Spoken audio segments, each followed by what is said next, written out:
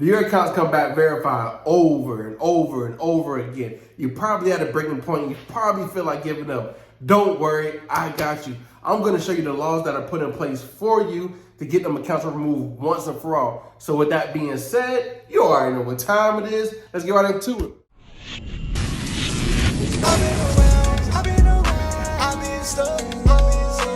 What's good, family? I'm back with another one. Hey, if you're new to the channel, welcome to the family. So in today's class, I'm going to show you what to do when your accounts come back verified. How to leverage the CFPB, right? To get those accounts removed once and for all. So with that being said, go get you a paper, go get you a pen, get you something to drink, because class is about to be lit. In today's lesson, right? Don't give up, right? Don't quit. So step one, I'm gonna break it down into 3 different steps. So step one, we're gonna talk about setting the credit bureaus up. Step 2, how to factually dispute with the credit bureaus. And step 3, submitting the complaint to the CFPB. So I'm gonna show you how to do this step by step. So the first thing you want to do is properly set the credit bureaus up. You have to set the credit bureaus up. Do not dispute online, because when you dispute online with Credit Karma or Experian, you're negating your rights. You're giving up your rights to doing a proper investigation, right? And a proper investigation means they have to check every piece of information on that account.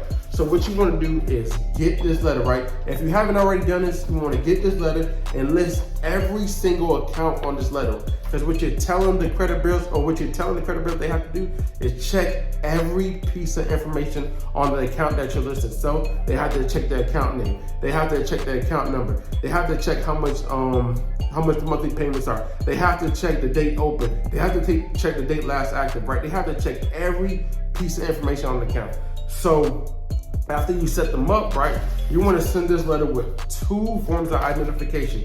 And you want to send it certified, because you're setting them up, right? So you want to make sure you have documentation that you're setting them up, because you're telling them what to do and they have to do it. We know they're not going to do it, but at least we have documentation that we have proof that we said what we said, that they have to check every piece of information on that account. So you probably sent out the letter already. You probably got your results back, and you're probably trying to figure out what to do next, right? So if your accounts came back verified, here's what you got to do.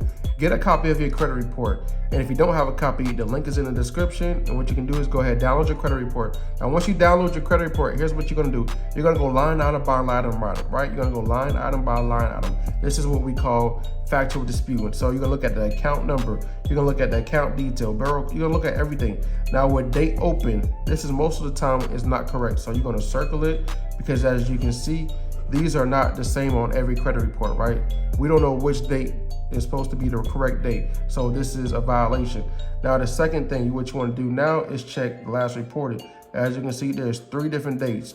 Now according to the FCRA, everything has to be 100% accurate, right? So this as well, date last active. As you can see, there's 3 different dates. So what you want to do is download your credit report. Now print it off and circle or highlight, whatever you got to do. Take a picture of it. I'm gonna show you what to do next. Hey, we're not playing with the credit bureaus, right? It's time to file a complaint. We're not playing. So make sure you do what I showed you in step 2. Circle everything up, highlight it, do whatever you have to do. Take a picture, upload it, scan it, do whatever you have to do, because we're gonna use this as evidence to get the things removed off our credit report. These negative accounts, we gotta get them removed. So I'm showing you how to use the law, because ain't no fighting the law. The law is the law, ain't no disputing the law. So make sure you do what I showed you in step 2. Now here's what we're gonna do. We're gonna submit a complaint with the CFPB, right? So click on submit a complaint. Now, after that comes up, what we're gonna do now is go ahead and start a new complaint. We're gonna click on credit reporting, click on that, click on next. Now, here's what we're gonna do. Improper use of credit reporting company use your credit report improperly. Yes, you try to fix this problem. Now click on next, and what you're gonna do now is you're gonna put this. I have a description. All right, so in accordance with the Fair Credit Reporting Act, everything has to be 100% on my credit report. The credit bureau stated my account was improperly investigated, but how is that possible if the date open, if the open date is inaccurate, the date last active is inaccurate, and the date last reported is inaccurate? that is grounds for removal, and that's grounds for removal, and they also violated my rights under the 15 USC 1681 section 602A states I have the right to privacy. 15 USC 1681 section 604 states it also states that consumer reporting agencies cannot furnish an account without my written permission. So I did not give written permission to these accounts to be furnished on my credit report. Now here's what you want to do: delete these accounts, do the violations, and that's it. Also, what you want to do is upload that documentation that I told you to do. Once you upload that documentation,